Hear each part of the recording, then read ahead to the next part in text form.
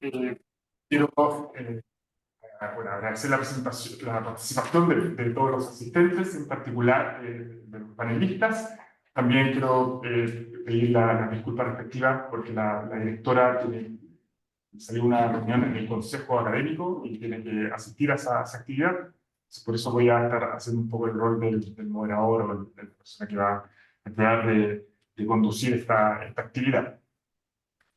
El día de hoy nos convoca el desafío de tratar de analizar el caso de India dentro de un contexto que es más dinámico, por decirlo de alguna manera, en las relaciones internacionales.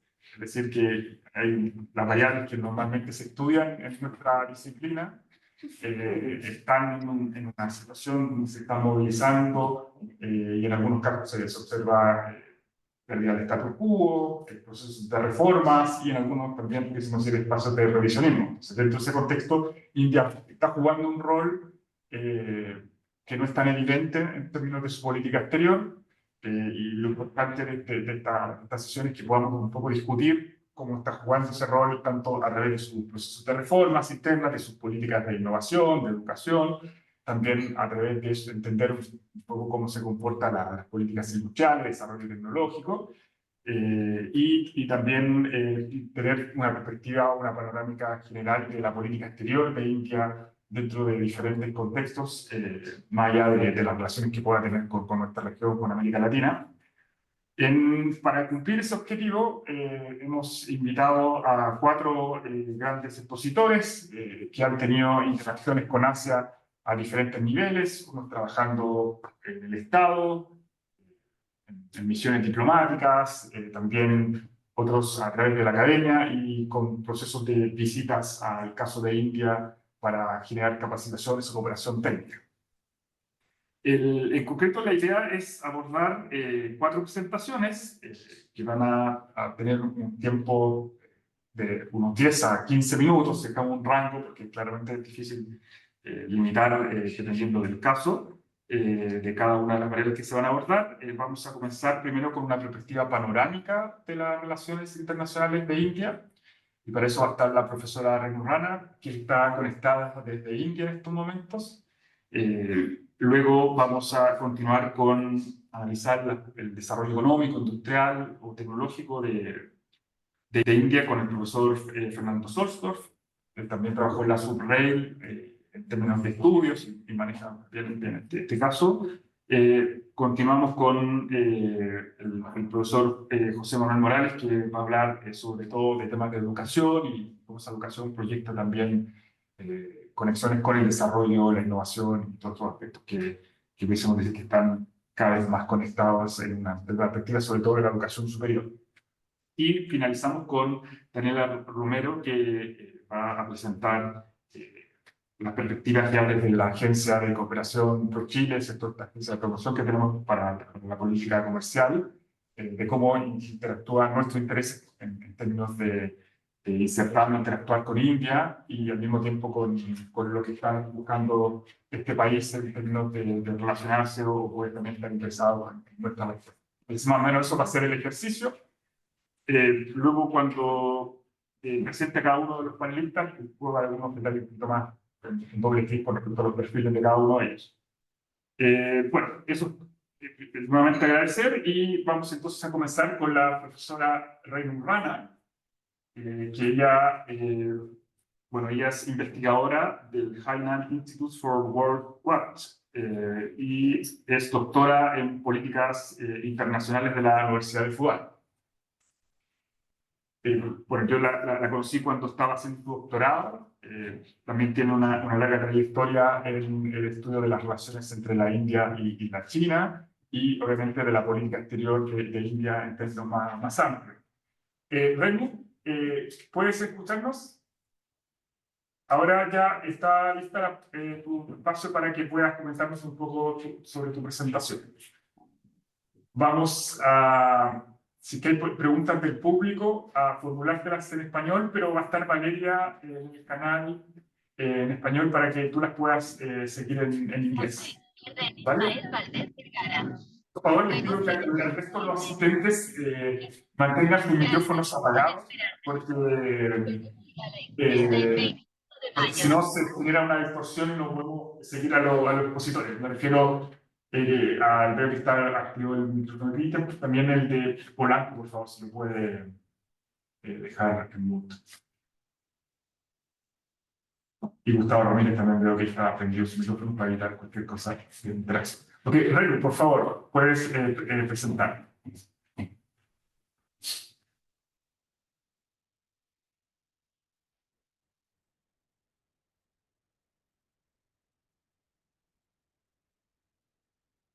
Renu, please, can you start your presentation?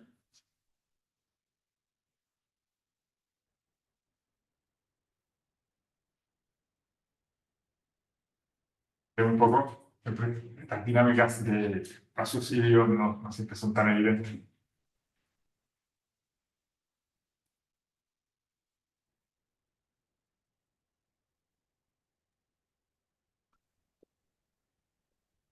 Hello, is my screen visible?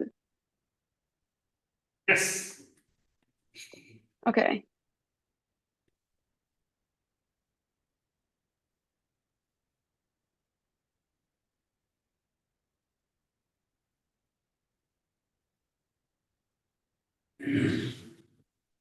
So, good morning, everyone. My warm greetings from India to everyone. At the outset, I would like to thank everyone for for inviting me here and present my views about India's foreign policy in the 21st century. Today, I have decided to talk about India's foreign policy in the 21st century and divided my talk into three segments. First, I would like to talk about India's foreign policy, like the very basic introduction of India's foreign policy, the basic fundamental determinants and fundamental principles. Secondly, I would like to discuss India at the international and regional organizations and how it shares its relationships with major powers, particularly US, Russia, and China. Finally, I will touch upon major elements of continuity and change in India's foreign policy in recent years, and what are India's priorities and challenges. So, starting.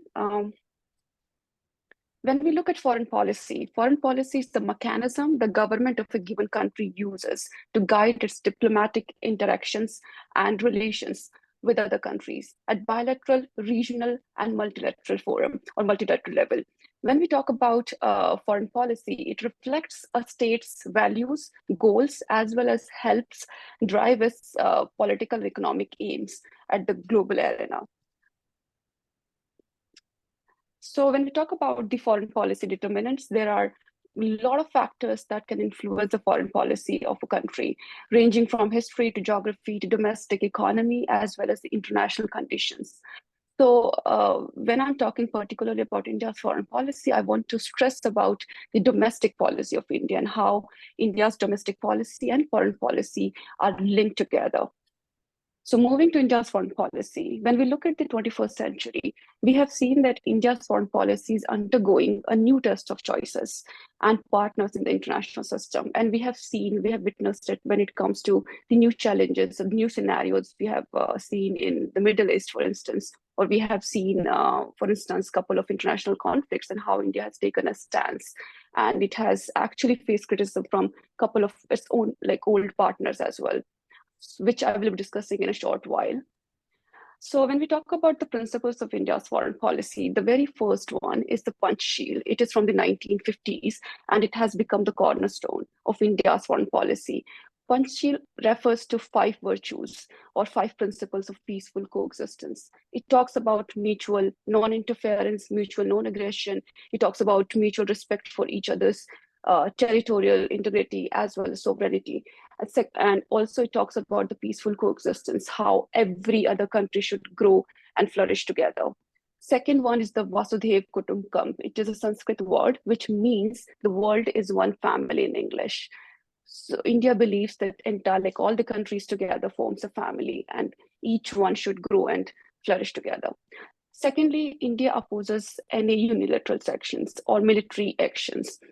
Fourth is the strategic autonomy. Strategic autonomy here refers to the independent decisions regardless of the pressure coming from the international community. And we have witnessed it recently when it was about Russia-Ukraine war, or it was about Israel-Gaza issue happening in last few months. Also, India has shown its concerns over global issues since its independence, whether it is climate change, whether it is whether it has to do with instability in other regions. India has been an active participant when it comes to UN peacekeeping operations all over the world.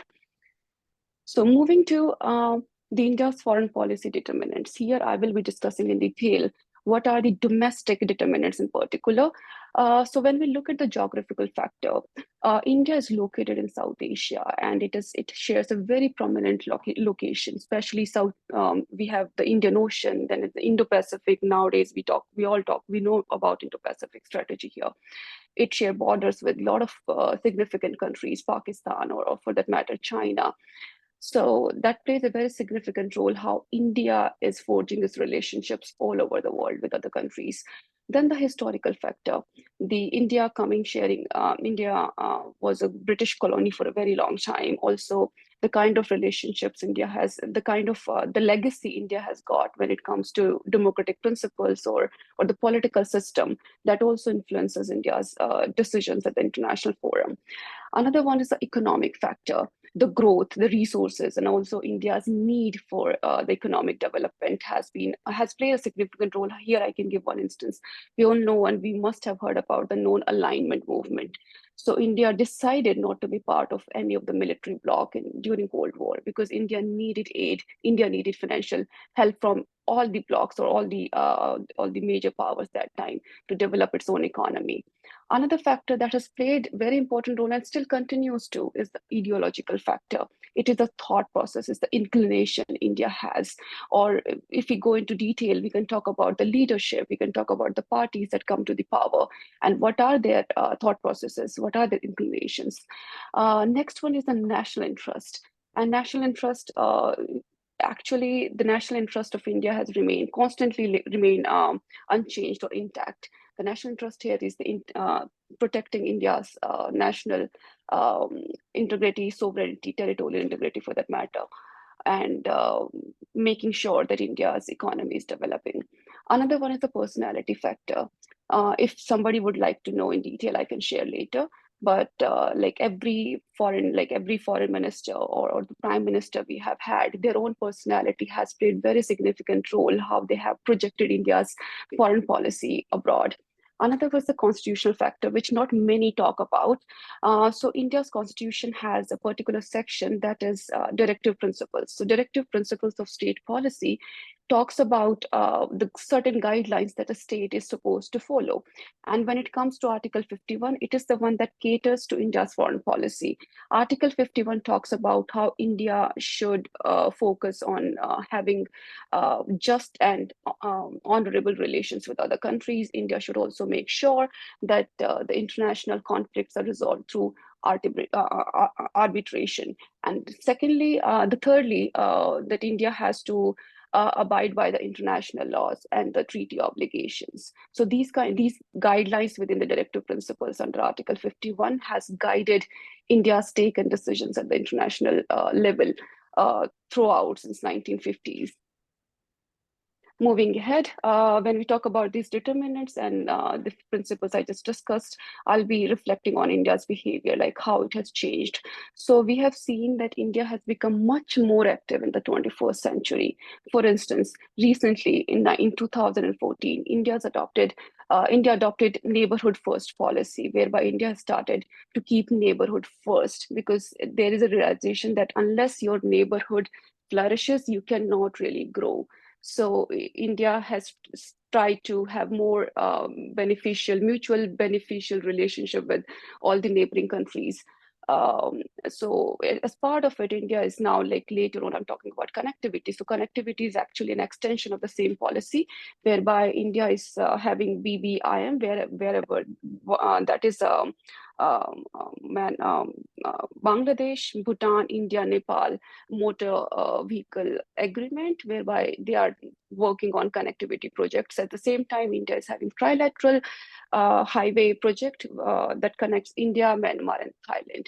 So these are the part of the India's neighborhood first policy. So secondly, India has now unprecedented diplomatic outreach, which was not the case earlier in the 20th century. We have seen India is now more active at the international level. Act East policy. It was initiated in early 1990s, and we have seen after that India became part of ASEAN as a very strategic partner and a member of ASEAN in 1996. And India has now actively participating in a lot of meetings and connectivity projects within the Southeast Asia, as well as China, Japan, South Korea, as also Australia and New Zealand. Another significant change I have seen is India's stress on dealing or tackling with terrorism, which was not the case earlier. We know that terrorism became a very significant issue for India internally, especially like since 1980s and 1980s and 1990s. But now India at the international forum has become more active in voicing its opinion. And for instance, India decided not to have any kind of talks with Pakistan unless Pakistan agrees to resolve the terrorist issue. So this is one take we have seen that India is more aggressive.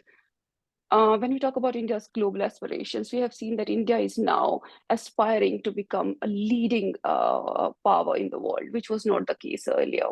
And India is playing a very significant role when it comes to Russia-Ukraine issue. For very long, there was a lot of pressure on India to recognize Russia as a perpetrator of the war. However, India, depending on the location India is in, at the same time, the kind of needs India has for its own economic development, India decided to play more like a role of a more responsible state. So moving next, I'm talking about the relationship with regional international organizations. So India is a founding member of not a couple, actually a lot of international organizations, international and regional organizations. And some of them are United Nations, then Asian African Legal Consultative Organization, then NAM, that is Non-Alignment Movement from 1950s, then IAEA, that is International Atomic Energy Agency, then ADB, Asian Development Bank. That is a very significant one here because India is being very active when it comes to the financial institutions abroad. And ADB, India is the fourth largest stakeholder in ADB. As I say, when I talk about other financial institutions, India is the founding member of NDB, that is New Development Bank. India is also the founding member of AIIB, that is the Asian Infrastructure Investment Bank. And besides that, India has been member of a couple of regional organizations, for instance, BRICS, then there is BIMSTEC. BIMSTEC is Bay of Bengal Initiative for multi-sectoral technical and economic cooperation. At the same time, India has been playing very active role in other institutions, for instance, IMF, WTO, and EAS. And one of the basic agenda here is to make sure that these institutions are reformed as per the values and the goals India has for itself, also for the world. Next, I'm talking about the relations with the major power, starting with US. So US was India's biggest trading partner last year, which is a very significant move. So when we look at the total trade between the two countries, it exceeded $200 billion US. Russia, we have seen Russia has been a very significant strategic and economic partner of India since 1970s, early 1970s. Though Russia remains an important partner in defense sector in particular, but we have seen that India's exports to Russia is very minimal when it comes to the total trade.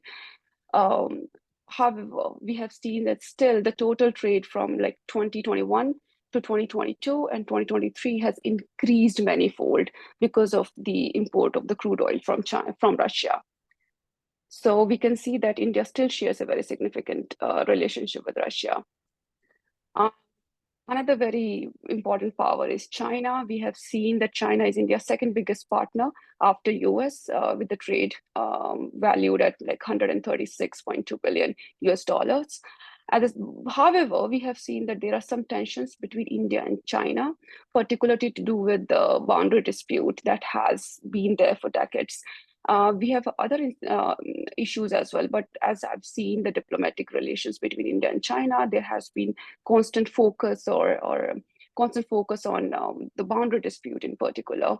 Though I've been working in China for a very long time, I've seen how Chinese scholars and Indian scholars have been having issues when it comes to the boundary dispute, and they have quite different opinions when it comes to how India and China can move ahead and partner and forge strategic and economic partnerships in the future, which seems very difficult looking at the current scenario.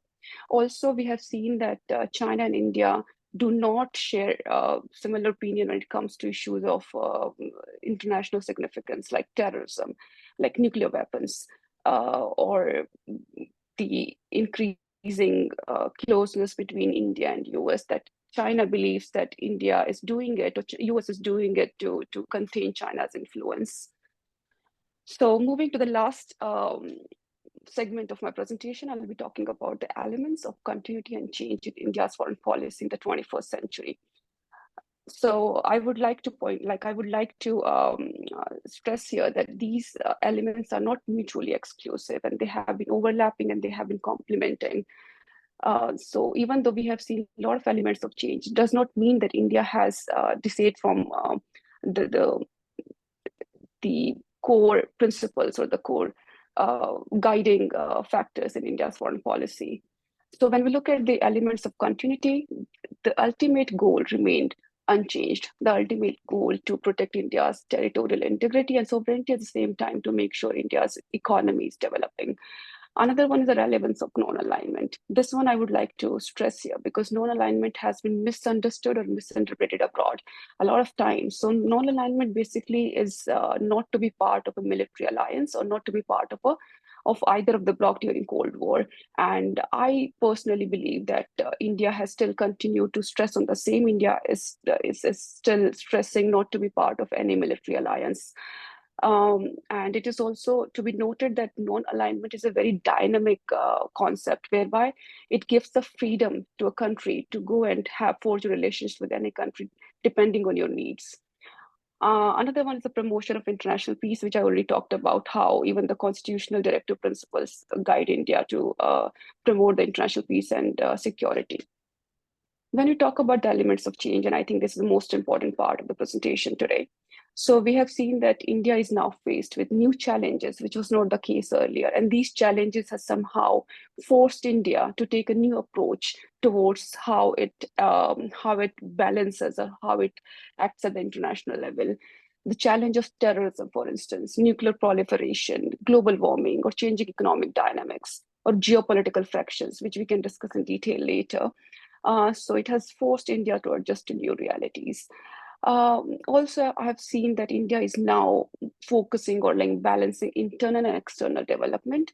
A lot of projects have been initiated in India to make sure to benefit India's economy, such as Make in India, Skill India, Smart Cities, Infrastructure Development, Digital India, and many more. And to make sure that India has enough resources and enough FDIs, India has been signing more and more FTAs with other countries abroad, and also some PTAs, and signing more and more deals. Another element I have seen of change is the extended defense cooperation. That was not the case earlier. Though I have already focused on the principles that India does not believe in alliances, but I mean to say India does not believe in military alliances. But when it comes to strategic alliances and strategic partnerships, India is now more active there. So for instance, Quad, we all know that India has been actively participating in the Quad, like with Australia, Japan, and the US. At the same time, India has been part of the economic partnerships now. So moving next, so if I have to summarize this, I would like to say that India is now more engaging at the forefront, despite having growing closeness with the US and its allies in the Europe and Asia. India continues to maintain its independent stand, which was not the case earlier. Also, India is now more confident when it comes to its diplomacy. For instance, India's Foreign Minister Jaishankar remarked at Raisina dialogue recently when he said it is better to engage with the world on the basis of who we are rather than try and please the world. So I have seen that India is now more confident about its identity and capabilities and also priorities, which was not the case earlier. Also, India is now trying to maintain balance of power to its own advantage. India was one of the first countries and one of the very few countries to challenge China's Belt and Road Initiative as far back as 2014. Also, India has actively been taking independent stands when it comes to a couple of situations that have emerged around the world. Also, growing economic ties. Just recently, India signed 14 FTAs and 6 PTAs with European Free Trade Association. Also, when we look collectively, these trade agreements establish preferential relationship with 94 countries. Upon concluding its ongoing FTA negotiations, including with UK or with Oman, we can see that India is poised to establish some form of preferential relationship with over 120 countries, which is pretty good. And then another one is the multi-aligned approach. So here India has been becoming part of like being involved in a lot of partnerships ranging from strategic to economic. Moving next, if I have to conclude, I'll say that India's military capabilities are increasing slowly but steadily. And if you see into like just last year, India's military expenditure is huge. India, if I'm not wrong, is the top 4th country when it comes to military expenses. As one of the world's fastest growing major economy, India is now an attractive destination, and we have seen it with the Apple factories being in India and a lot of countries coming forward and investing in India. Also, when we look at India's stature in the international affairs, we have seen that it has grown considerably in the recent years. However, here I would like to point out that we still face a lot of challenges. So some of the challenges is how India will forge or connect the growing assertiveness in the international relations with its domestic needs of economic development. India will be needing resources. India will be needing FDIs, and how India moves ahead in the direction is a challenge that we see. Also, I have seen that a lot of scholars being a little critical of India, that in the name of strategic autonomy, whereby India decides to take independent decisions, irrespective of the pressure it faces from the external world, there is a chance that India might not have real partners in the world. So can a country emerge as a very significant player in the multipolar world or in the international relations without having real partners? That is the question India faces, and only the time will tell how India deals with that. So thank you so much, everybody, for your attention. And with this, I end my presentation.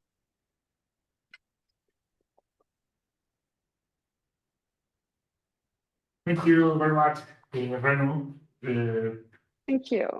Now we have the real panoramic of India's foreign affairs. So now we have time to open the floor for the question. We can organize two questions. So also the participant in the internet also can introduce some questions. ¿Alguien tiene una pregunta? También la podemos traducir, porque está Valeria que puede hacer esa gestión. Recuerden que la gente que está en internet puede apretar la opción de escuchar con subtítulos y también puede conectarse al canal en español y escuchar la traducción simultánea de Valeria, ¿vale? Así que están esas opciones disponibles. Sí. Pero, sí, puedes presentarte y hacer la pregunta. Remo, muchas gracias por tu presentación. Tengo una pregunta particular respecto a los determinantes de la política exterior India relativos a la personalidad, a las narrativas. ¿Podrías, si no es problema, dar un ejemplo de alguna narrativa particular de la política exterior India que se pueda transmitir en un elemento de continuidad que tenga ahora en su comportamiento internacional?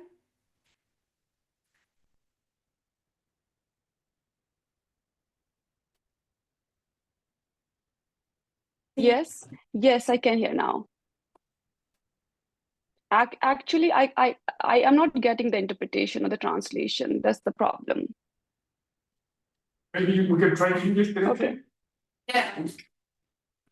I have a question related to the narratives that India has in their foreign policy. Can you please give me an example of any behavior that can be related to the narratives?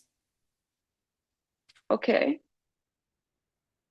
So should I answer one by one, or like I also see a question in the chat box where somebody asked me, where does Latin America fit in India's world strategy? Should I start answering? I think it's better if you can answer the both, you know, two questions directly. The second question is, where does Latin America fit in India's world strategy? Okay. So as I see that Latin America is very significant in India's world strategy, and it has been for quite some time, for a few decades. And because I'm speaking here in front of a lot of people from Chile, like that is one example I can give, that India and Chile have forged a very strong economic relationship, and they are on the path like from 2005 onwards. Like there is a PTA, that is a preferential trade agreement, and there have been some issues, but yes, that is like the path we can see that India is engaging with these countries. And also one of the like, for instance, Brazil is there. Like India is constantly engaging with the global south and engaging with the countries from the Latin America as well. Not just economic partnership, but India also understands that when it comes to voicing the opinions from the developing world, India needs to maintain very strong relationship with these countries, ranging from continents, not just in the neighborhood policy, like not just in the neighborhood, but as well as the other continents, whether it is Latin America or Africa. So that is my take.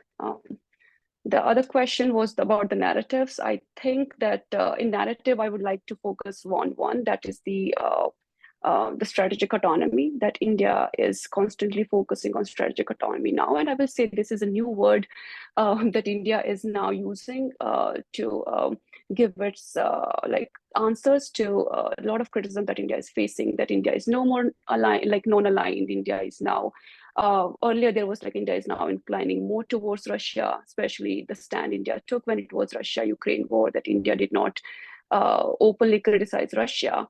However, I also think that India is taking independent decisions, that is a strategic autonomy that is like very significant right now, the kind of narrative India is forging ahead to show itself how it is a very major power, like very big power right now. So despite getting all the pressure from the US, which is the biggest trading partner with India, India decided not to go with the US stand and decided to make sure that this issue is resolved between the countries peacefully through negotiation, through dialogue. So that is one of the narratives I think India is forging ahead. And also another one I have seen is the economic development, not just of ourselves, but like other countries, not in neighborhood, but otherwise also. And India has been actively promoting it, whether it is giving aids to a lot of countries in Africa, and that is nothing new. It has been there for decades. And similarly, it is happening in the neighborhood as well. So economic partnerships is another one that India is stressing on. So yeah, and peaceful coexistence, if I can name another one. Thank you, Renu, Yeah, thank you. Answer. We really appreciate it. Now we will move on to the second presentation.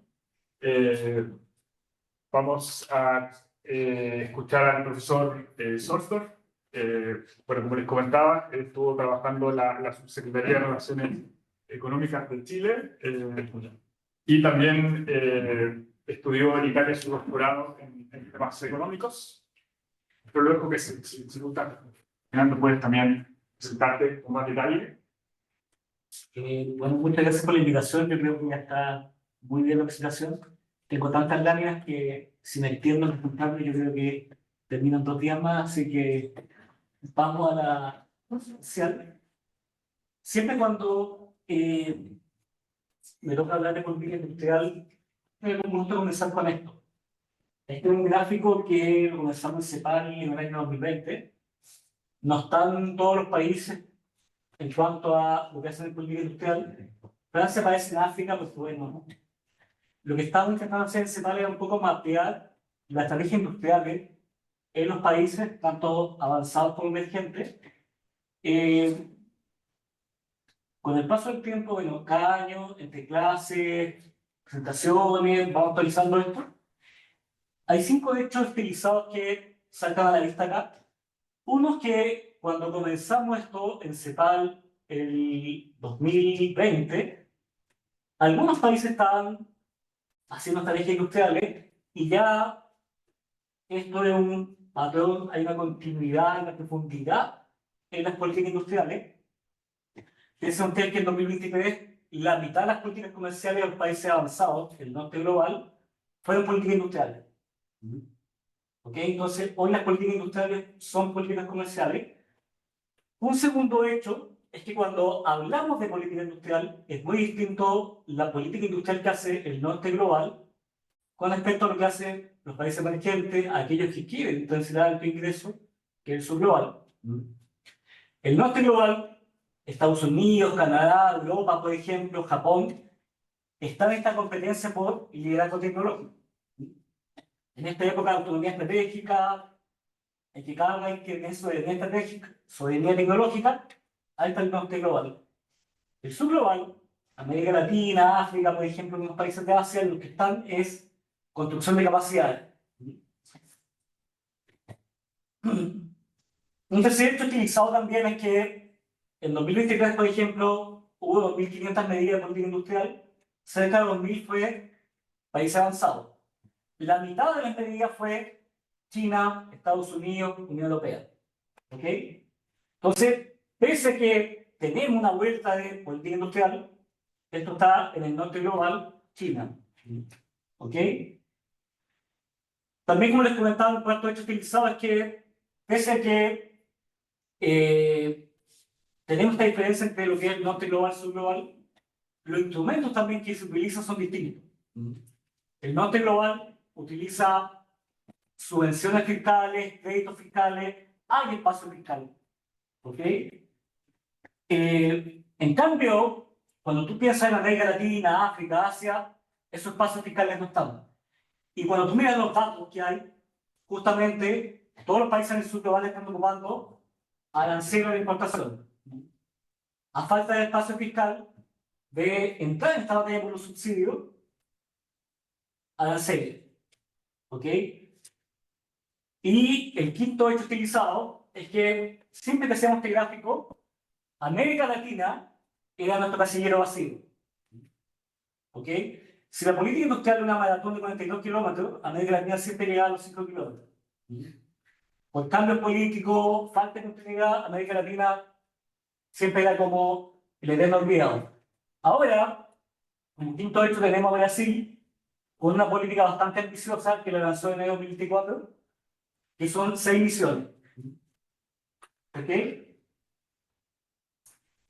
Dicho esto, en cuanto a qué está pasando con la política industrial que vuelve, también es clave entender, bueno, ¿qué entendemos por política?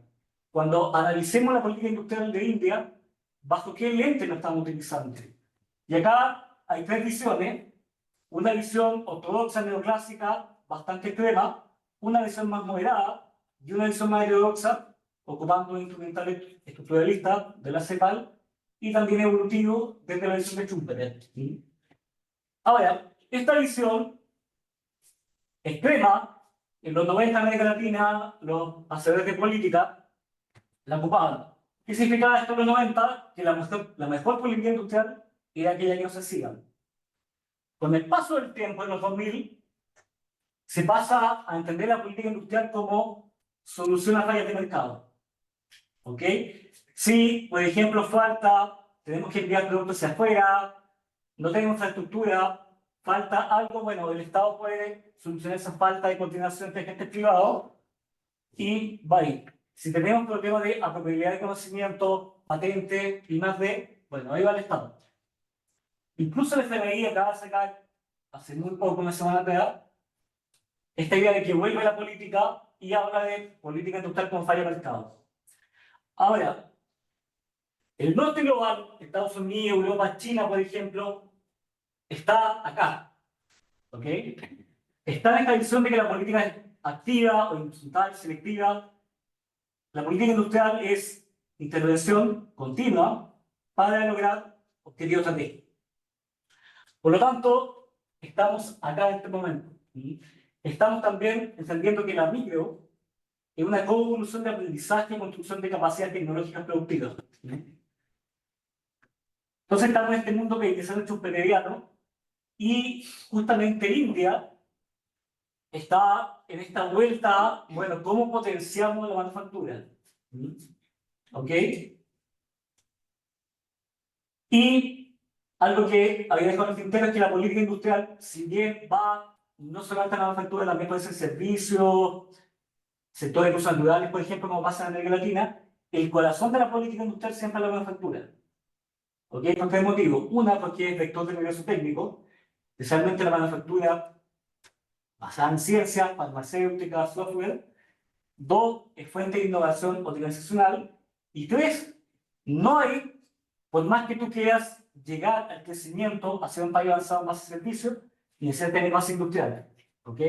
Si quieres tener servicios modernos, necesitas base industrial. ¿Ok?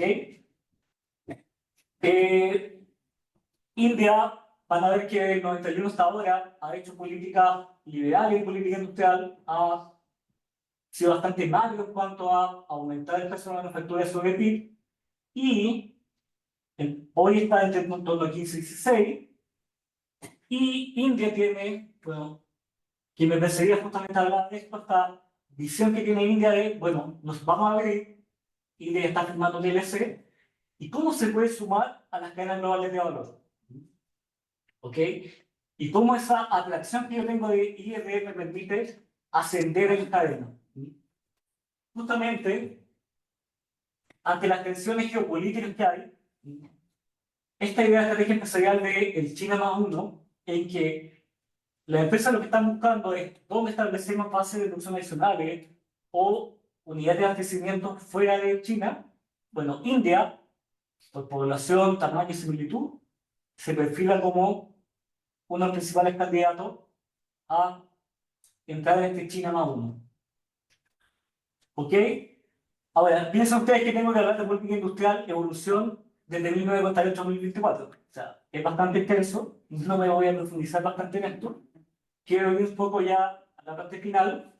Solamente vamos a decir de que India fue desde uno de los primeros países, sino el primero, no comunista, que tuvo política industrial desde su independencia en 1998. Esos son los principales hitos. Claramente hay mucho detalle que no vamos a estar en discusión, y actualmente hay una discusión sobre qué política industrial India debe adoptar. Básicamente entre 1950 y 1980, India lo que hizo fue una industrialización basada en sustitución de importaciones. ¿Ok? De 1880 a 1991 vino un cambio, se levantaron las restricciones y desde 1991 ya se desmanteló todo lo que eran las restricciones y India tomó un enfoque ya más liberal. En 1948 comienza esta idea de que, a la semejanza de la Unión Soviética, de tener economía mixta, la defensa de la Unión Soviética, donde el Estado dominaba todo, aquí había sector privado, por lo que India define 4 sectores industriales. El Estado entra como productor, pero también en aquello donde no entra, entra como un agente que controla y va regulando. Ya en 1956 se limita bastante, esto se llama la Constitución Económica de India, o la Biblia del Capitalismo de Estado, como se llama. Acá ya se limita bastante bien lo que es el papel del sector público en la economía. Para esta idea de vamos a crecer desde adentro, vamos a ser una economía no abierta, se introducen licencias industriales, hay control de importación, hay subsidios de importaciones, se administran los precios y también todo lo que es la IRD está sujeta a control. En paralelo también acá hay mucho impulso a la infraestructura científica tecnológica, medidas de educación que más adelante van a hablar, y también fue mucho impulso a la pequeña y mediana empresa. ¿Ok? hubo política industrial justamente que impulsó las pequeñas y medianas, y también las políticas laborales también dio impulso a las pequeñas y medianas. ¿Ok?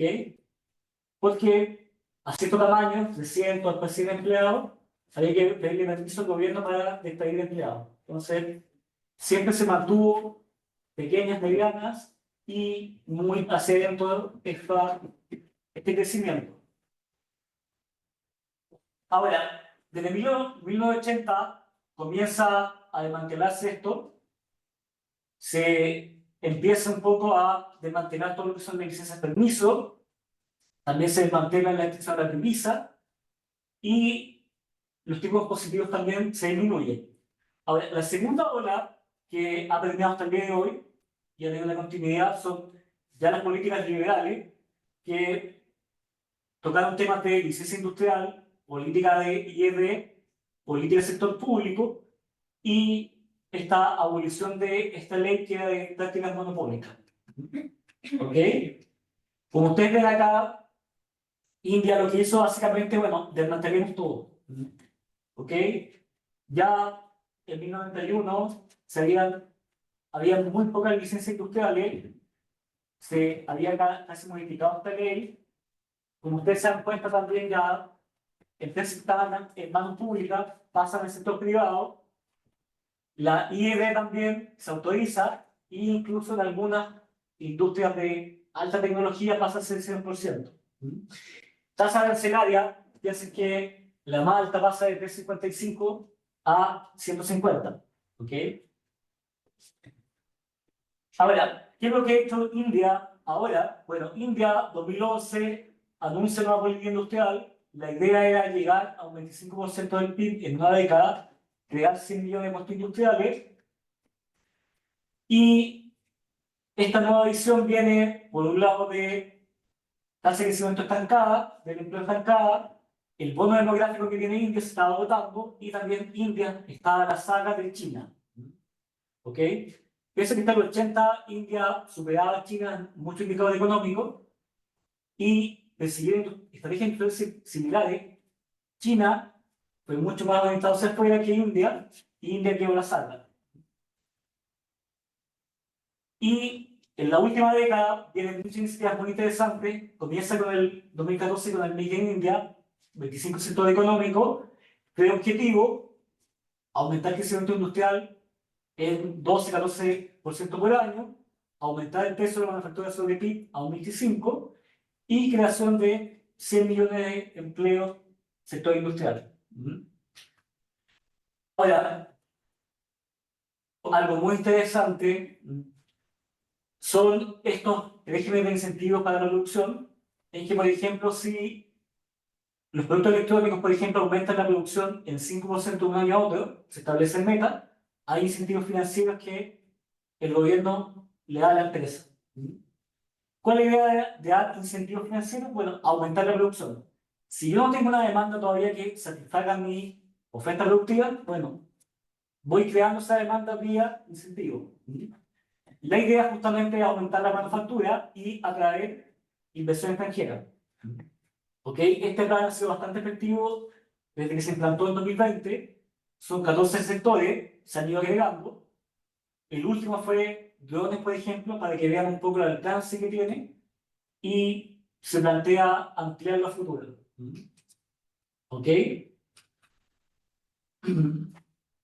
Y, bueno, la nueva política de India apunta en 2013 justamente a cómo India se puede sumar a las cadenas globales de valor. Los indicadores las métricas que hay de cadenas globales para India aún marcan que están bastante un poco atrás que otros países.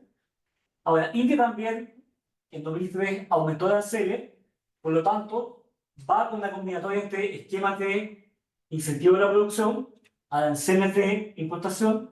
La idea es, bueno, nos sumamos a las cadenas globales de valor, pero nos sumamos teniendo gran parte de las cadenas dentro del país. ¿Ok? Ahora, pese a que las políticas son industriales son complejas y cuantificarlas son muy difíciles, vamos a mirar bien brevemente, 4 sectores que son claves para India: software, farmacéutica, química y parte de componentes de automóviles. En cuanto al software, muchas veces en India, cuando tú lees como, bueno, esto fue la fuerza del mercado. En sí, esto fue políticas de educación que se tomaron prontamente, en que se fomentó el capital humano en ingeniería, en ingeniero informático. ¿Ok? Y también hubo muchas medidas fiscales que apoyaron la industria del software. En cuanto a la farmacéutica, por ejemplo, el sistema de propiedad intelectual que tenía India, específicamente en 2001-2005, permitió hacer ingeniería inversa y permitió que India se estableciera en genérico. Dada la economía de escala que tiene India, surgió como, junto a Brasil, como la principal industria farmacéutica que hay en el sur global. ¿Ok? Sí, ya estamos terminando. Entonces, esto les muestra que hubo política industrial.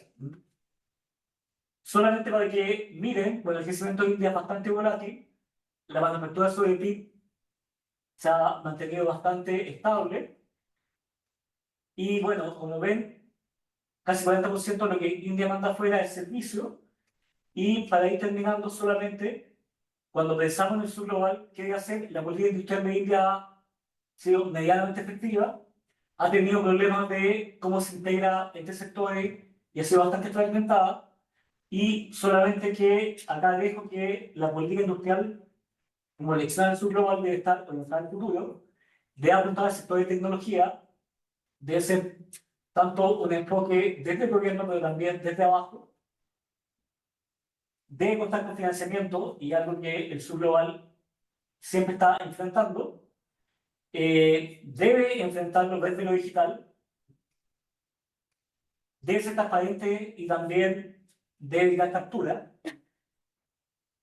debe tener un enfoque holístico, debe ser bastante completa, y lo último, y ya lo que está trabajando, es que debe ir también una mejora en las capacidades del sector público.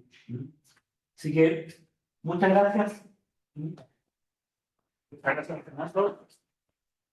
Tenemos tiempo para una pregunta. No sé si hay alguien en la sala o el espacio virtual que quiera hacer esa pregunta. Yo creo que acá puedo leer cosas. Ahí tienes, te están poniendo una, ¿no? No, que tenemos traducción simultánea también. Ese es el definido en el chat. Disculpa, ¿le puedo pedir si retrocede una diapositiva? Gracias. Una consulta. ¿Logra la gente en la casa ver el PPT? Andrea, ¿me puedes hacer señas si se ve el PPT de Fernando? Y yo que no tengo la posibilidad de hacer ese control. Y la Andrea puede ver el chat. Claro, está conectada a la oficina. ¿Alguien me puede escribir en el chat? Sí, se ve. Ah, ok, vale, que no teníamos tanta claridad. Vale. ¿Alguna pregunta del público? Si no, pasamos a la siguiente presentación. ¿Puedo hacer una pregunta? Sí, sí, por favor. Gracias, profesor, por la presentación. Tengo una pregunta relacionada a las condiciones políticas que tiene que haber en los países para poder hacer este tipo de políticas. Y en su opinión, el hecho de que el primer ministro lleve más de 10 años en el cargo actualmente, ¿cree usted que haya facilitado el hecho de que todas estas reformas se puedan haber hecho durante los últimos 10 años? Sin duda de que justamente cuando tú ves, por ejemplo, Made in India, 2014, primera medida que toma, el PLI, que es un incentivo de la producción 2020, Made in India 2.0. ¿Sí? Ahora que hay nuevas elecciones y se está discutiendo una nueva política, sea Made in India 2.0. O sea, los últimos 10 años hay una continuidad en las políticas. Justamente, política industrial tiene mucha economía política. ¿Sí? Justamente en América Latina lo que falla es justamente la discontinuidad, la fragmentación que tenemos en las políticas. ¿Sí? En que un gobierno impulsa un signo político, impulsa una política, por ejemplo, el clúster, otro gobierno de un signo político no le gusta los clústeres y vamos poniendo emprendimiento. ¿Sí? India justamente ha sido más continuo.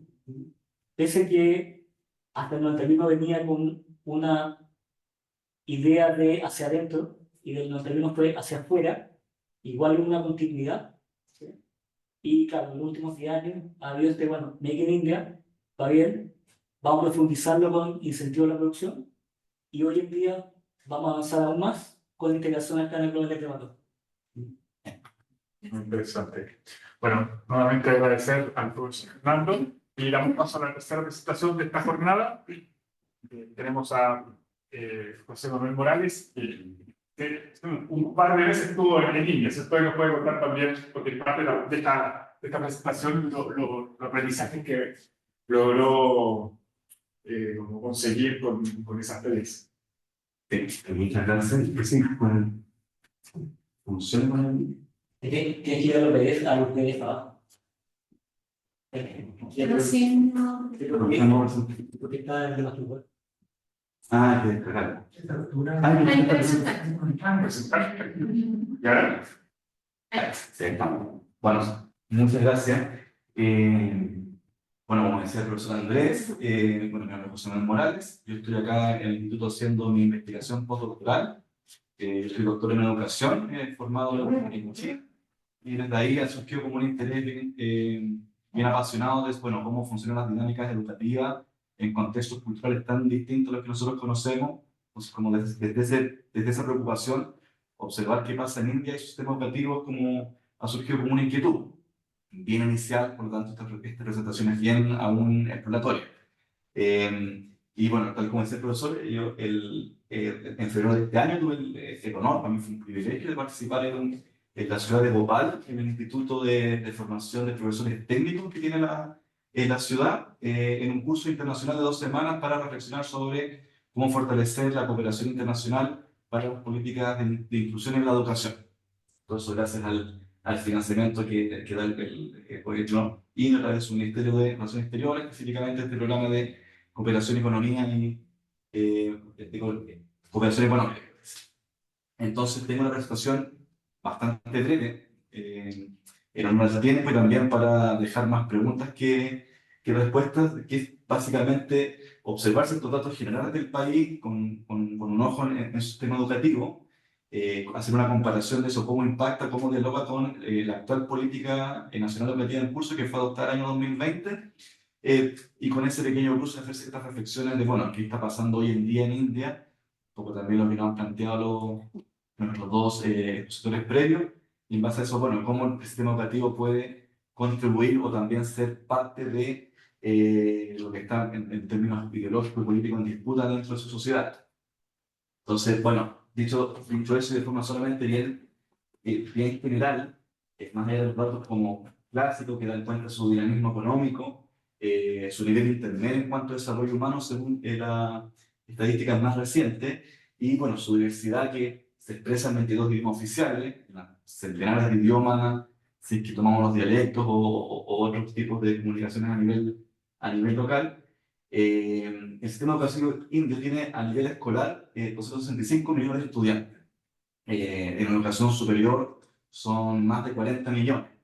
Este dato de la matrícula pública, que es un 54%, se refiere al sector escolar. O sea, tenemos un sistema mayormente público administrado por el nivel central y sus provincias, pero también tenemos un amplio espacio privado y también muy diverso. O sea, en India opera un mercado educativo, opera la competencia por captar mejores estudiantes, dinámicas de pruebas estandarizadas, etc. Pero también opera, como cualquier democracia tipo occidental, que también tiene sus ciertas dinámicas en India, una serie de organismos no gubernamentales, grupos sociales preocupados de cómo llevar la formación y la educación a sectores más vulnerables del país, ya sea por casta, por género, por provincia, etc. Un sistema de educación superior súper amplio y diverso, 24.000 instituciones, también son colleges de distintas características y tipo, algunas bien pequeñas, otras más grandes. Y en general, desde el punto de vista comparado, no es un sistema educativo que se caracterice por estar posicionado en los mejores lugares de los rankings internacionales. O sea, según el QS, la Universidad India, que es el Instituto Tecnológico de Mumbai, que es la mejor posicionada, está en el lugar 150. Entonces ahí también hay un desafío de cómo seguir posicionando el país en este tipo de de evaluaciones internacionales. Bueno, la tasa de alfabetización claramente es baja en comparación en términos comparativos.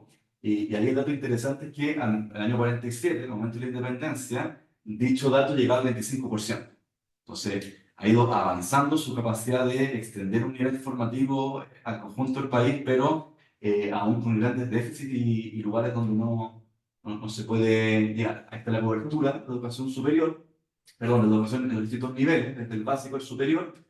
Cuando hablamos de cobertura, esta es la cobertura adulta, o sea, la cantidad de estudiantes total que estudian en ese nivel educativo dividido por el número de personas de esa edad, de ese corte etario. Entonces, por eso tenemos que pueden haber sido más del 100%, porque tenemos muchos también estudiantes que con edad superior recién están en ese nivel educativo, o también puede ser al revés. Entonces, también en términos de cobertura, en términos comparados, es un país que no tiene los estándares que ya puede tener un país como más desarrollado o en vías de desarrollo más avanzada, que al menos, por ejemplo, en una educación superior, ese dato está más cerca del 40%. Pero finalmente, como el gran debate, hablando de cómo pensar e impulsar la educación en India, es su amplia diversidad en múltiples dimensiones. Este gráfico es del año 2005, no está muy actualizado, es del libro de Amartya Sen, India y sus contradicciones. Un poco la reflexión que nos plantea acá con esto. Tenemos un país que en ciertas zonas, provincias principalmente por ejemplo el estado de Kerala, al sur de la India, posee estadísticas de desarrollo humano que están a la altura o al par de cualquier país desarrollado. O sea, son grandes logros de calidad de vida socioeconómicos que experimentan algunos sectores de la población, pero un país que convive con otros sectores, otras provincias, donde los índices de desarrollo humano son los más bajos del mundo. Entonces, ante esa diversidad económica, lingüística, de castas, bueno, ¿cómo pensamos o cómo una política educativa del nivel central logra impactar o logra hacerse cargo de tan vasta diversidad? Entonces, y desde ese como reflexión, el documento de política pública ampliamente comentado y valorado por, al menos en el curso que me tocó participar, a mí me llamó significativamente la atención, bueno, en primer lugar, porque claro, año 2020, bajo el gobierno, o sea, del actual gobierno, que decíamos que va llevando una política en distintas áreas ya bastante, con casi ya más de 10 años de desarrollo, adopta esta política. Claro que si lo vamos primero a tener comparado, es un gran documento. A las personas como que están más interesadas en los temas de educación, creo que desde acá pueden salir luces de cuáles son los desafíos de la educación del siglo XXI para gran parte de la humanidad, pero que a mí me llama mucha atención de que es bastante distinto a lo que por una parte podría entenderse como la agenda educativa de fuerzas políticas más nacionalistas, que podría entender como, en términos de como una visión más cerrada, y que también el mismo debate interno al interior del país, como las críticas hacia el gobierno de Modi, que eran de, bueno, que se está homogeneizando más hacia una visión más hinduista y no india secular de lo que es su historia y sus tradiciones. Bueno, como que este documento va en una línea completamente contraria, de fortalecer el multilingüismo, fortalecer el pensamiento crítico, superar esta visión de las pruebas estandarizadas, muy propio como de sistemas más privatizados de educación, y con la importancia de la inversión pública, haciéndose cargo de ciertos déficits, como por ejemplo el nivel preescolar, que no estaba del todo formalizado en los documentos previos,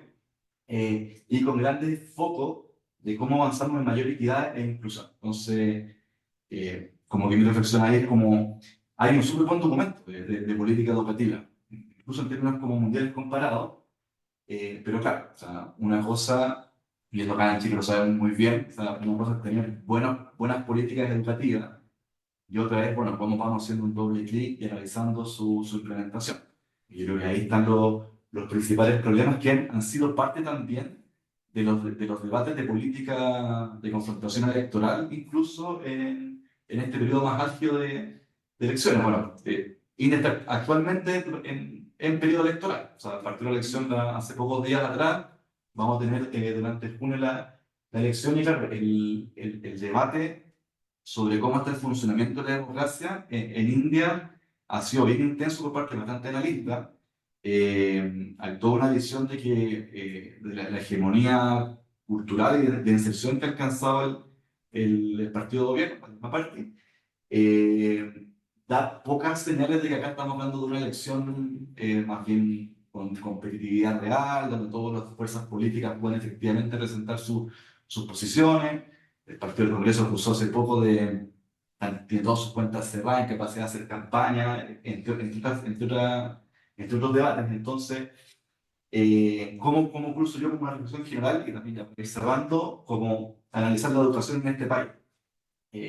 Primero, bueno, lo que se mencionaba antes, si estamos ya identificando que India está en un periodo de fuerte pretensión de un ascenso global como un nuevo líder del globo, claramente sus desafíos educativos son mayores. O sea, una sociedad también con esa cantidad de millones de habitantes que pretende ejercer mayor liderazgo en distintas áreas, no puede concentrar su alta calidad de educación, su nivel educativo de mayor nivel en un grupo centralizado muy cerrado. Tiene que expandir eso porque la cooperación internacional requiere diversificarse más aún con su variedad geográfica. Y lo segundo que, como que le decíamos, más relacionado con la agenda educativa que está presente en ese documento versus como las acciones que, a menos medios de comunicación, van saliendo recientemente, cómo se afronta al interior del país esa disputa que existe entre un nacionalismo indio más secular frente a como esta arremetida más hinduista que es la que ha caracterizado en términos culturales los últimos 10 años de política del actual gobierno. Y en base a eso se le pregunta, ¿sabes? Una pregunta que yo me planteo necesariamente como un observador externo, sino que en los mismos debates como al interior de la discusión entre actores indios es si, bueno, estamos efectivamente fortaleciendo la democracia o con distintos métodos de manipulación de un sistema netamente electoral. Hay un riesgo de la fortaleza democrática del país.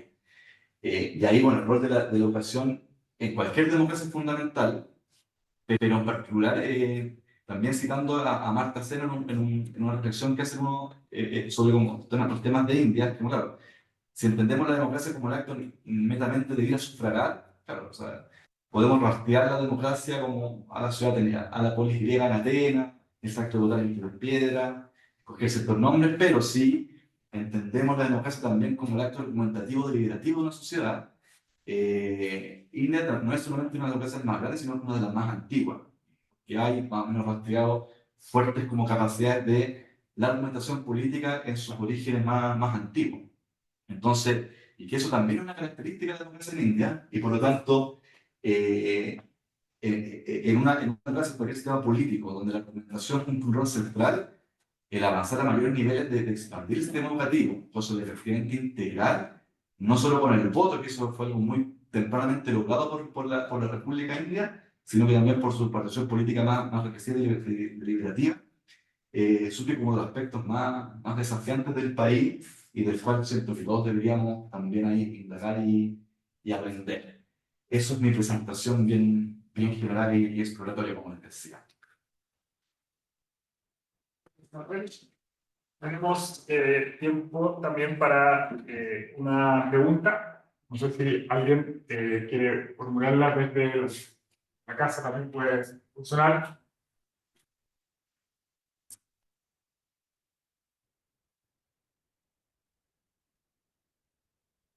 Consulta. Yo quería preguntarle, porque muchas gracias por la presentación en todo caso. No, pero podemos Claro, preguntar una...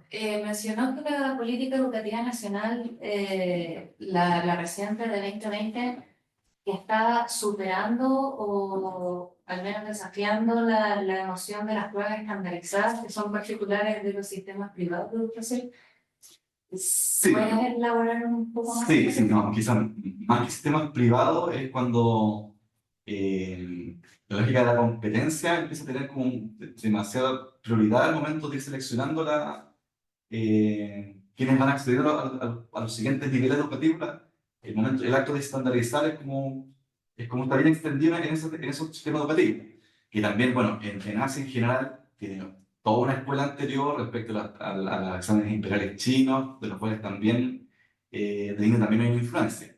Pero en general, en India, el ir a rendir un examen, preparar la prueba para rendir el examen, no solamente como una prueba general de acceso a la educación superior, sino que en distintas subáreas es una dinámica muy estandarizada. Y en el documento se plantea explícitamente la necesidad, porque tenemos que superar la formación solamente para ir a rendir un examen y avanzar más hacia un pensamiento crítico. Entonces, a mí me parece súper interesante que, o sea, teniendo como gran sustento del sistema esa dinámica de funcionamiento, haya en su política nacional un cuestionamiento, una reflexión, digamos, a superar los déficits o el sesgo como de menor pensamiento crítico que genera ese tipo de formación. Eso. Pablo, si gusta, puedes formularla con el micrófono o con el audio o por escrito. Usted lo puede poner. Yo creo que tenemos inhabilitado en la... Gracias. Hola, ¿me escuchan? ¿Me escuchan, cierto? Sí, te escuchamos. Más bien como una reflexión y pregunta, porque me llama la atención el hecho de hablar derechamente de un mayor liderazgo de India. Tal vez una mirada muy económica por mi lado, pero yo sí veo a la India y todos mirando a la India como la alternativa de diversificación, como ya se señaló antes, digamos. Pero yo veo a India en la OMC súper aislada, con su posición aislada. Finalmente negoció el acuerdo regional y no fue parte. Entonces, ¿se puede hablar realmente que India está asumiendo un liderazgo o más bien India todo el mundo lo está mirando? No sé, allí hay una reflexión que quisiera saber la opinión del expositor. Sí, bueno, yo creo que eso puede ser respondido por todos los expositores desde múltiples miradas. O sea, me invito como al debate más integral, porque es una excelente pregunta. Yo, o sea, mi reflexión al respecto es la diferencia entre ver la foto y ver el video. Efectivamente, si hacemos como el momento actual comparativo con otros países, efectivamente tenemos países mucho menos aislados, con mucha capacidad de despliegue en lo político comercial, etcétera.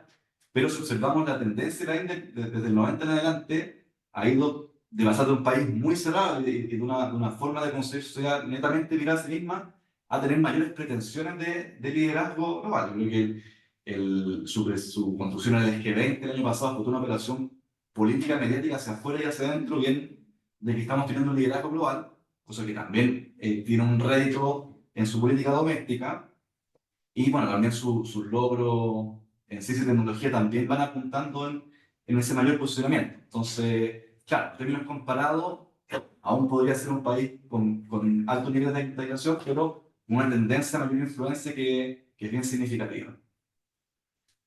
Muchas gracias, José Manuel. Gracias, Pablo, por la consulta. Y bueno, ahora vamos a darle el paso a la última presentación de esta bueno, ya esta altura tarde. Bueno, muchas gracias, Daniela. Creo que ya está activada la dispositivo. Vamos a ver. Funciona. Sí. Muy bien. Bueno, Hola a todos, bueno, buenas tardes. Primero que nada agradecer también la instancia de poder presentar aquí, también agradecerle a los otros panelistas por las presentaciones. Yo creo que es todo muy interesante y todas las presentaciones, como bien dijo acá mi colega, un poco se entrelazan de lo que se espera, de cómo estamos viendo, cómo Chile también está viendo a India, ¿cierto? Y justamente la pregunta de Pablo va en relación a eso. Yo no aproveché, no me presenté. Bueno, mi nombre es Daniela Romero, yo soy la jefa de Asia y Oceanía de ProChile, del Ministerio de Relaciones Exteriores. Entonces, mi presentación voy a tratar de hacerla en honor al tiempo un poquito más breve. Básicamente, pasar bien rápido sobre la relación que hemos tenido Chile-India, la importancia que existe en la zona geográfica y India como mercado destino, qué oportunidades comerciales se están viendo en torno a eso y también un poco cómo estamos viendo los próximos pasos. ¿Cierto? Bueno, nosotros este año se cumplen 75 años de relaciones diplomáticas con India. Si ustedes ven, nosotros fuimos en 1956 el primer país de Sudamérica que firmó un acuerdo de intercambio con India. Ya en 1968 tenemos una de las primeras visitas de India a Chile. El 2005, la primera visita de un presidente chileno a India. El 2007 ya entra en vigencia el Acuerdo de Alcance Parcial Chile-India y en 2017 una profundización de este acuerdo. ¿Por qué menciono esto? Porque esto es muy relevante para la política comercial que estamos viendo a futuro con India. La importancia como mercado destino, bueno, nosotros acá, tengo los datos, bueno, 2022, pero en India más hacia el 2023. Como ustedes saben, yo creo que todos los que están acá, la región de Asia es una de las regiones más relevantes para el comercio, o sea, para las exportaciones chilenas, para el intercambio comercial. La verdad es que nuestros principales socios comerciales están en la región. El 59,6% de las exportaciones totales se destinaron a Asia durante el 2022 y dentro de eso, ProChile, les cuento que nosotros tenemos 15 oficinas comerciales solo en la región. Dentro de esas 15 oficinas comerciales hay 2 oficinas comerciales en India actualmente, una en Nueva Delhi como capital política de India y una en Mumbai, donde toda la potencia financiera y comercial que tiene el mercado. Bueno, bien cortito, yo creo que acá estas yo creo que siempre tenemos que dar estos datos por cualquier cosa o por cualquier tipo de contexto. Sabemos que India es una república federal compuesta por 28 estados, tiene una población de más de 1.428 millones, siendo básicamente el país más poblado del mundo, y esto no estamos contando la población flotante o la no registrada dentro de este país, ¿cierto? India también, dentro de los últimos años, es como el mercado emergente que más ha rentado a nivel comercial y se presenta como el segundo mercado más atractivo para la inversión extranjera de cara al 2024. Bueno, se estima que la tasa de incidencia de pobreza, de acuerdo a las Naciones Unidas, habría caído de un 55% a un 16,4%, lo cual también nos muestra un poco lo que decían nuestros colegas de cómo ha ido avanzando el mercado y el país en general hacia en el fondo una economía también más abierta, un poco más global, dentro de lo que siempre estábamos acostumbrados a reconocer a India. Bueno, se presenta como la quinta economía del mundo. Ustedes ya ven ahí el PIB de 3.730 millones más o menos de dólares. Y se espera que la tasa de crecimiento económica al 2027 se mantenga en un aproximado de un 6,5%. ¿Ya? ¿Qué oportunidades comerciales nosotros vemos un poco con India?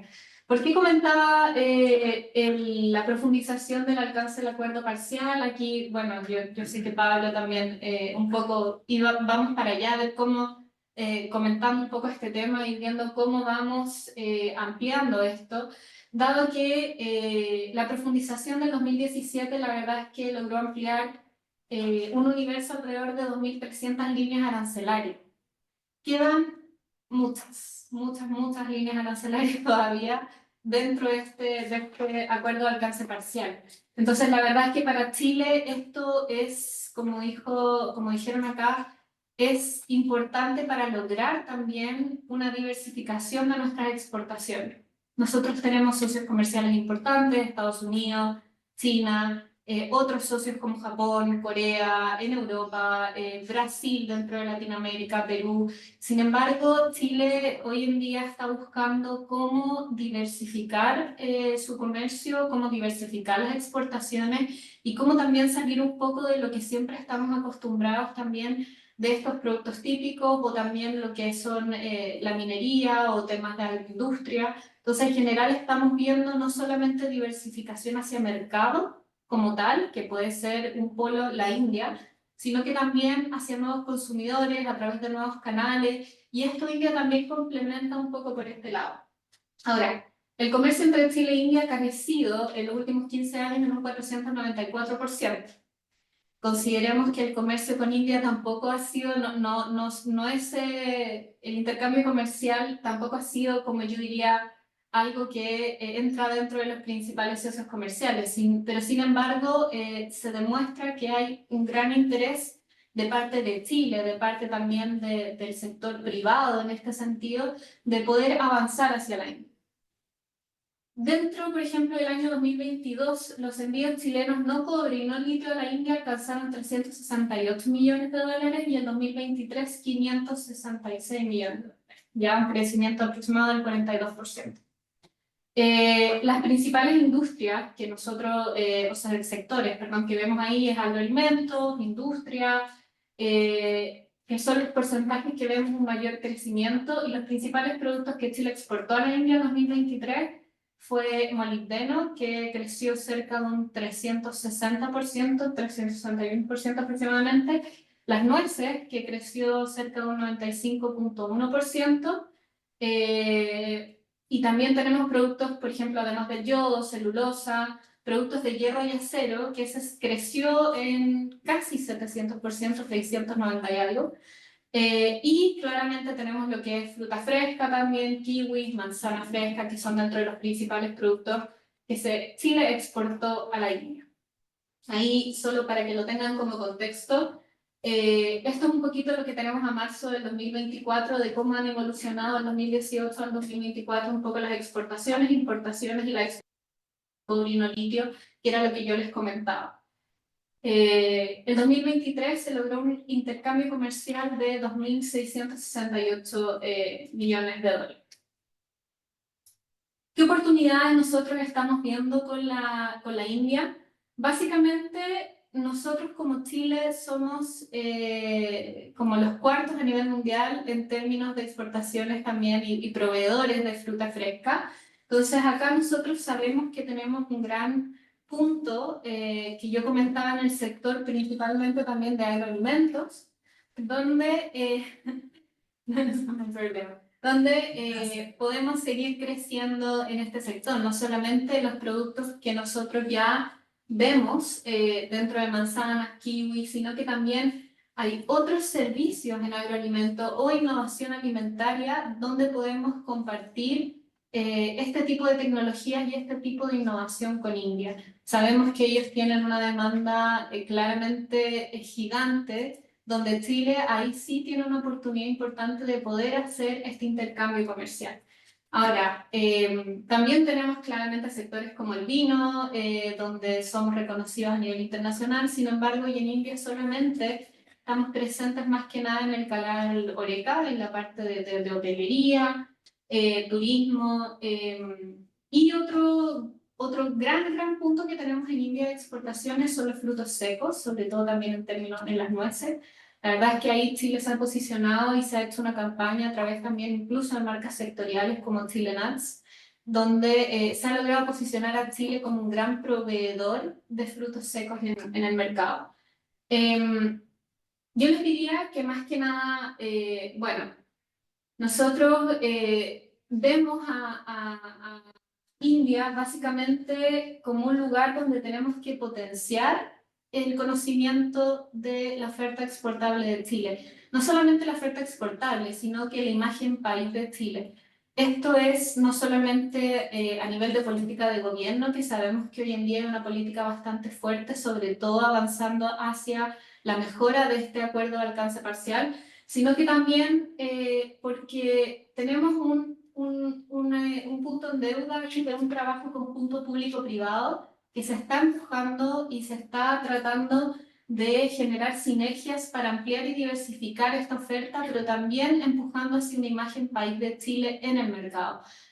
Acá preguntaban, no me acuerdo quién preguntó, cómo la política exterior de India calzaba en Latinoamérica. Justamente es eso, porque tenemos todo este feeling, esta sensación de que, claro, Latinoamérica es un poco invisible todavía para India, sin embargo, ha ido apareciendo en este consciente de ellos, no solamente a nivel de política exterior, sino que también a nivel comercial. Entonces, si bien Chile es un pequeño punto para la India, la verdad, todavía, es que es necesario ampliar este esfuerzo de imagen país hacia la India, porque tenemos competidores que son súper importantes allá. O sea, tenemos competidores dentro de la misma región, como Perú, que en el fondo han avanzado sistemáticamente en sus exportaciones, un 4%, casi siempre destinadas, han ido creciendo hacia la India. Y básicamente compiten con productos nuestros en términos, por ejemplo, paltas, otras frutas frescas, arándanos. Vimos que India también, si bien no tiene mucho esta política de generar estas alianzas, no tanto así en la parte comercial, ¿no? Y tiene temas que ha estado viendo con Australia, que compite directamente, por ejemplo, con nosotros en la parte de los vinos, o Sudáfrica en la parte de los cítricos, o Noruega, aunque ustedes no lo crean, ahí en el salmón, que se reactivó más que nada cerca del 2017, y hoy en día están viendo grandes puertas en India hacia la parte de productos del mar. Esto lo voy a hacer solo rápido porque quiero dar un contexto de... básicamente Chile tiene una red de tratados de libre comercio muy fuerte. Entonces Chile se quiere plantear como una plataforma de Latinoamérica al mundo.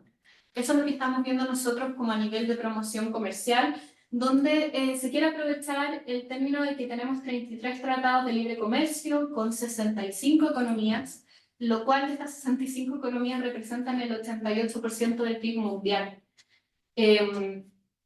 Podemos llegar a un 65% de la población mundial, lo cual claramente no es menor.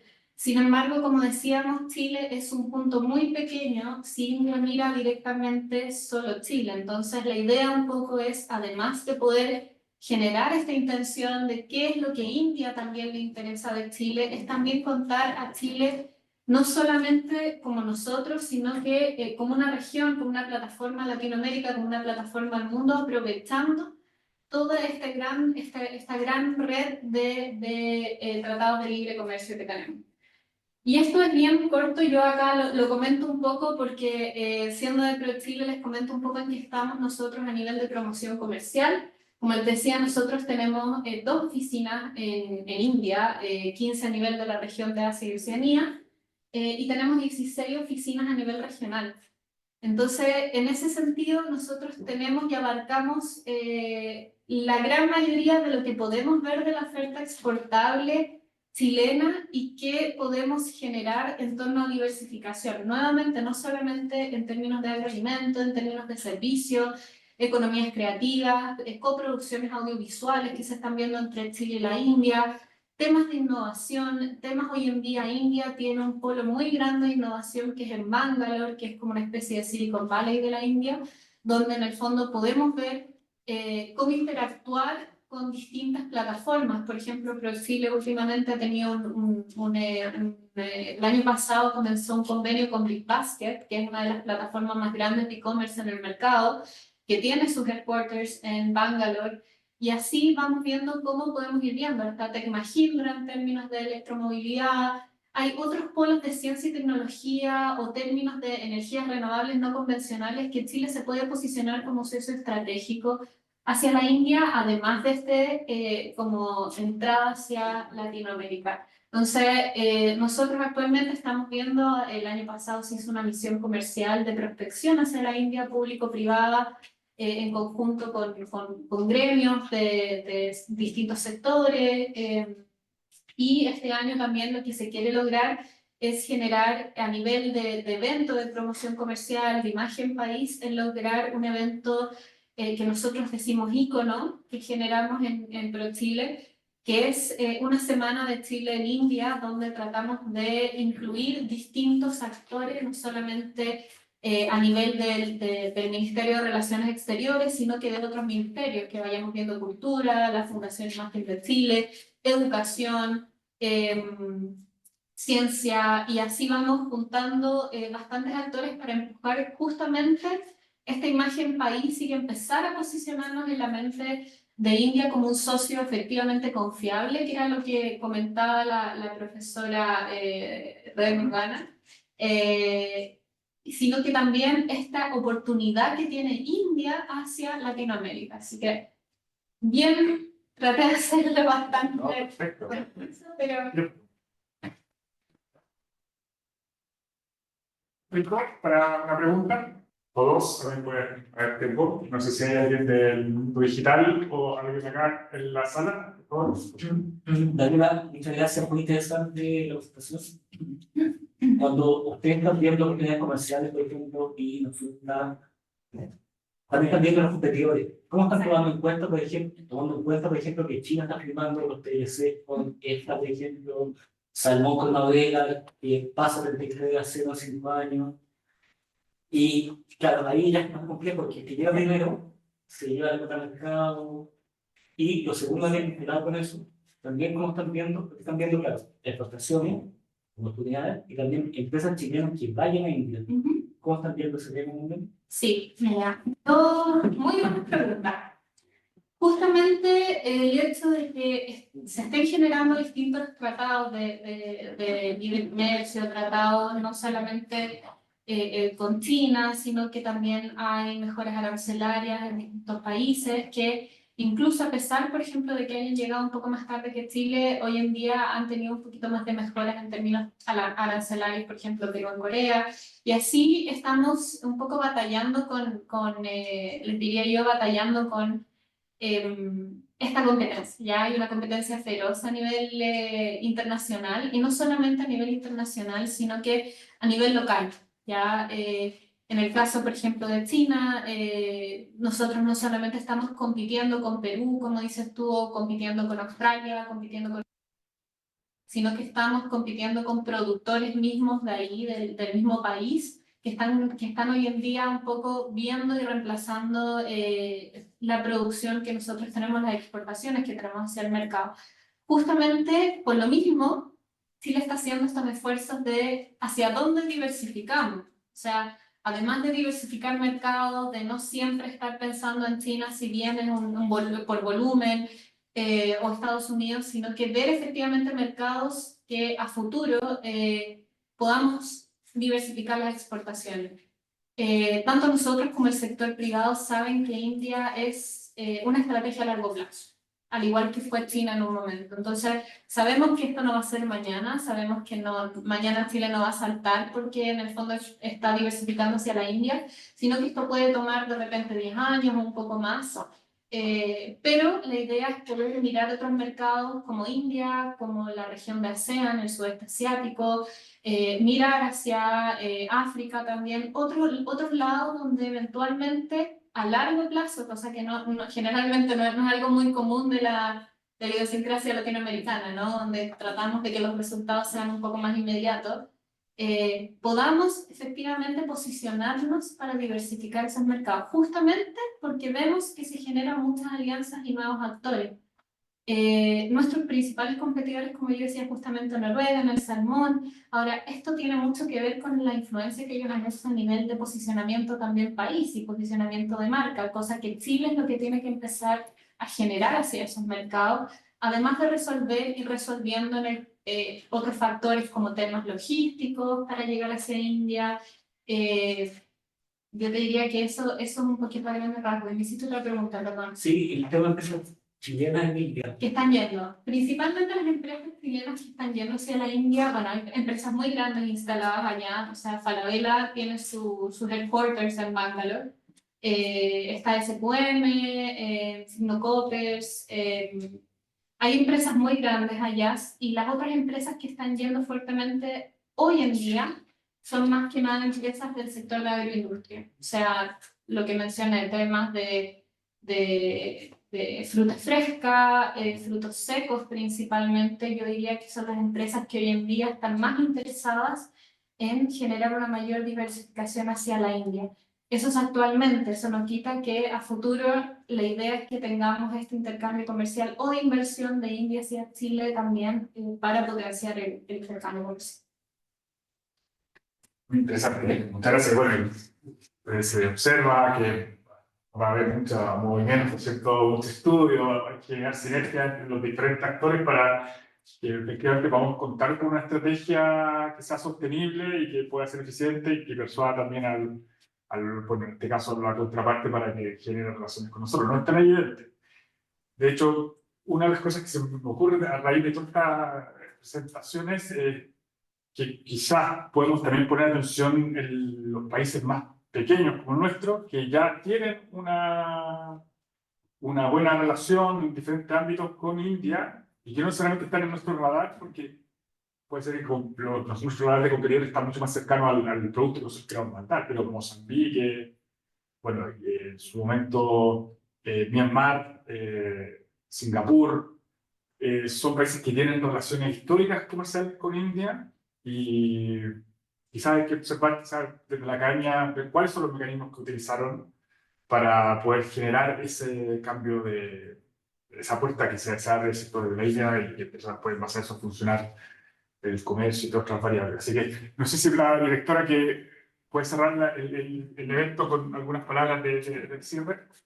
No, bueno, agradecerle mucho, particularmente a Daniela, al profesor Rey Rana, por acompañarnos. No quiere decir que José Manuel y Fernando sean menos también, pero son de la casa. Felicitar al profesor Borges. Yo creo que esto es una señal de que la academia también está empezando a mirar India y que hay mucho todavía por ver. Daniela nos plantea un escenario súper rico. Yo también creo, Fernando, no te preocupes. 2.600 millones nos da para venderle salmón nosotros, los noruegos y alguien más. O sea, ¿no? Hay ciertos niveles que podemos todavía. Por eso me veía preocupada por los salmones. Pero se está moviendo mucho. No tiene ninguna empresa de salmón.